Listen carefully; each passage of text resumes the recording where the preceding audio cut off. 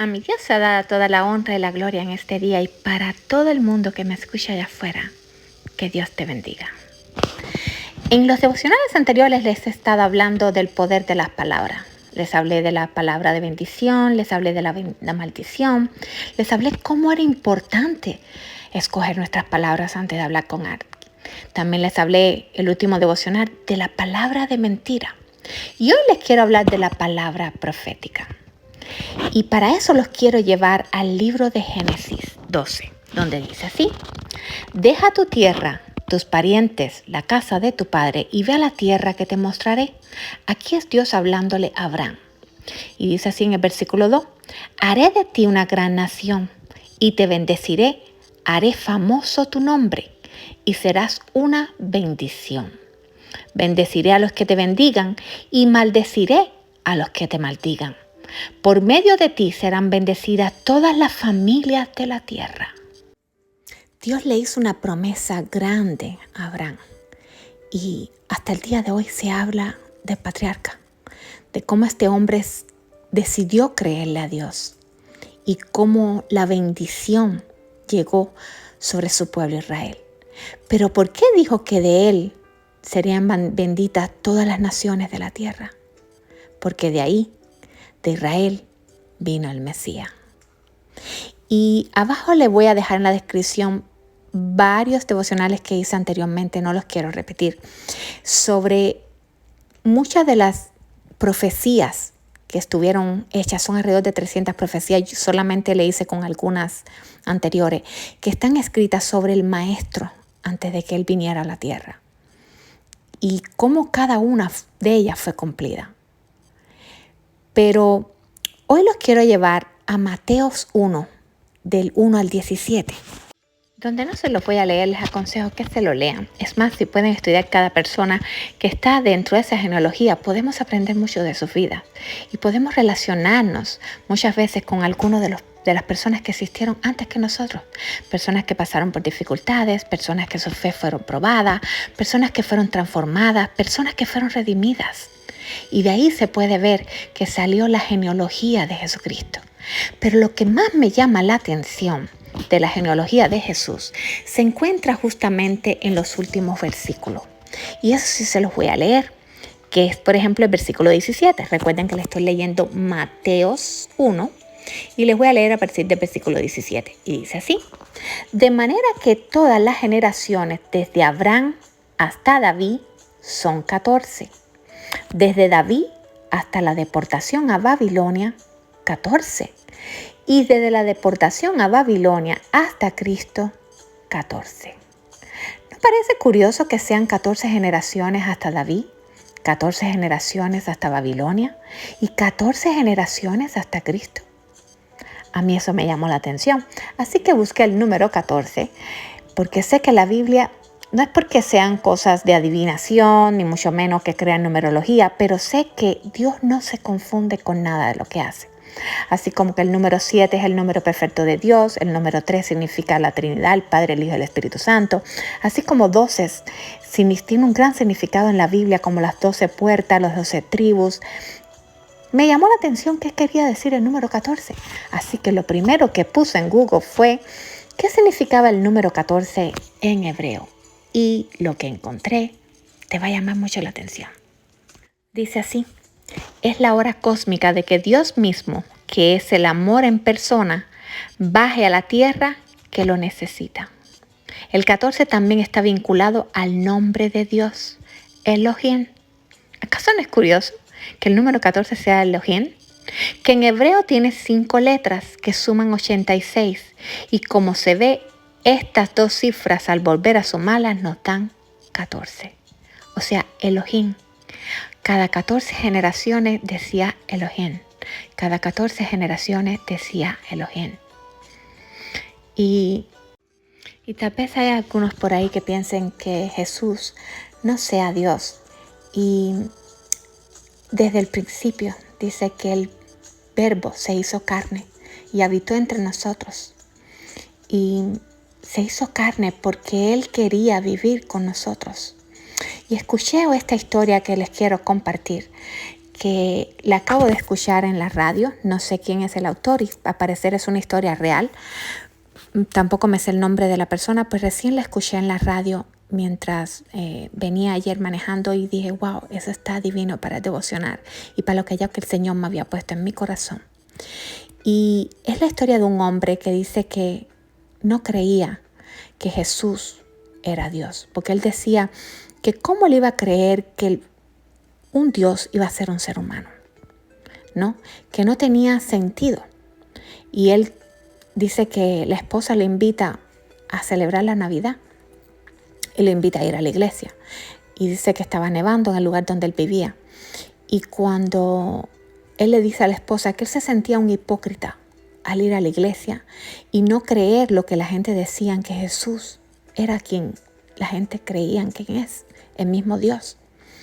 Y dice que se quedó en su casa y se puso a mirar la televisión y sintió de pronto unos golpes como alrededor de su casa. ¡Pam! ¡Pam! ¡Pam! Y él automáticamente pensó que alguien estaba lanzando bolas de nieve, pero preocupado salió a mirar. Y salió a ver qué es lo que pasaba. Y se encontró que eran unos pájaros que se habían atrapado por la tormenta de nieve y querían salirse, ¿no? del lugar donde estaba, y la nieve prácticamente no los dejaba. Y dice que él quiso ayudar a esos pájaros y se recordó que él tenía un barn, no sé cómo le dicen, es como un lugar, un establo donde ponen los animales.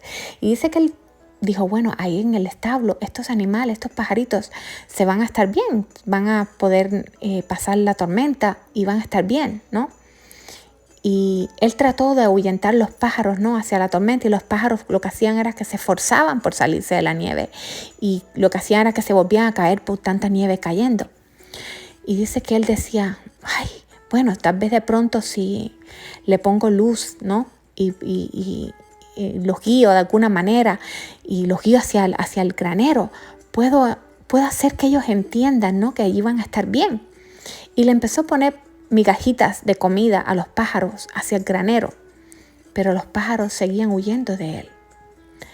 Y luego él decía, Dios mío, ¿qué hago? Los trató de azorar, ¿no?, de ahuyentar de alguna manera para que ellos trataran de ir de por sí solos, ¿no?, porque no se dejaban, y lo que hacían era que se esforzaban por volar y no podían volar producto de la tormenta de nieve.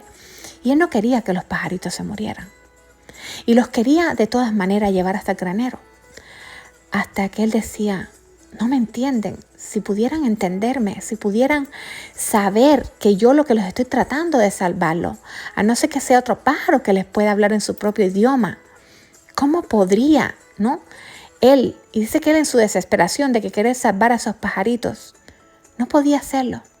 Y en ese momento dice que él escuchó las campanas de la iglesia que quedaban cerca de su casa, que estaban celebrando la Navidad.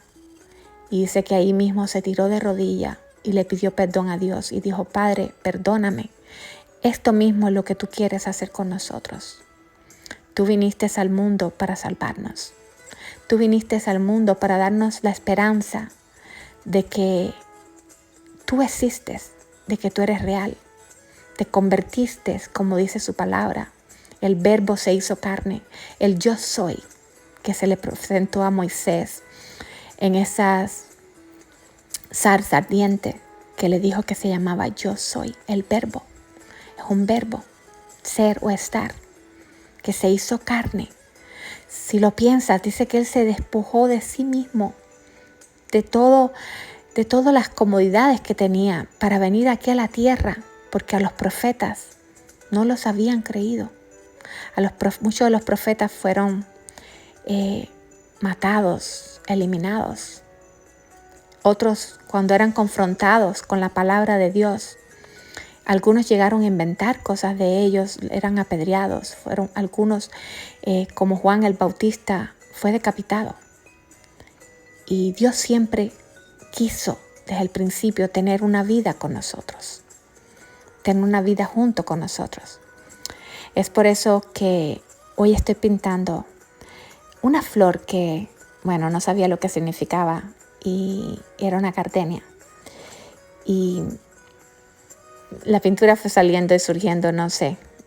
Y esta historia que escuché en la radio, unida a cómo decirle a alguien allá afuera que de pronto no cree que Dios existe, que de pronto cree que Jesús no es su Salvador, que de pronto no sabe que Él nació.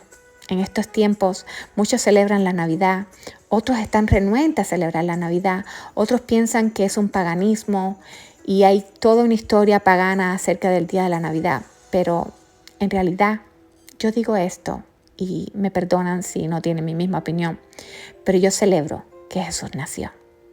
Y porque Él nació, hoy nosotros podemos tener acceso al Padre. Qué lindo que buscó la manera de comunicarse con nosotros, así como hubiera querido ese hombre comunicarse con esos pajaritos y llevarlos a un lugar seguro. Me encanta cómo Dios todo lo tenía tan planificado y nos dejó incluso pequeños tesoros escondidos, así como esas generaciones de Jesús que son 14, 14 y 14, 3 veces el 14, como diciendo el Padre, el Hijo, el Espíritu Santo, Elohim, Elohim, Elohim. Y Elohim significa dioses, no significa Dios, significa dioses en plural. Como diciendo, soy yo, Padre, Hijo y Espíritu Santo. Antes que todo fuera hecho, yo fui. Y yo soy el primero y el final, el alfa y el omega, el principio y el fin. Lo único que nadie puede negar es que Jesús vivió y que resucitó. Y Él es el único camino al Padre. Él dice que Él es la verdad, el camino y la vida. Nadie va al Padre si no es a través de Él. Y te quiero ir dejando por hoy, no sin antes desearte que si tienes duda, así como este hombre dice que sentía dudas, que te arrodilles ahí donde estás y le pidas al Padre que te deje ver, que te deje entender, así como yo también una vez le pedí que si Él era real, que se mostrara. Conmigo tuvo que mostrarse de maneras bien diferentes, porque sabía que yo era una atea, bien atea. Él tiene la manera para tocar tu corazón. Y bueno, espero que en estas Navidades que toque tu corazón y que aunque en estas Navidades tal vez no se celebre realmente el nacimiento de Él, porque el nacimiento de Él nadie sabe cuándo pasó, que celebres que Él nació.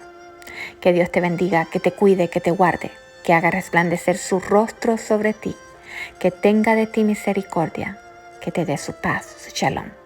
La pintura aún no está terminada. Nos vemos en el próximo devocional.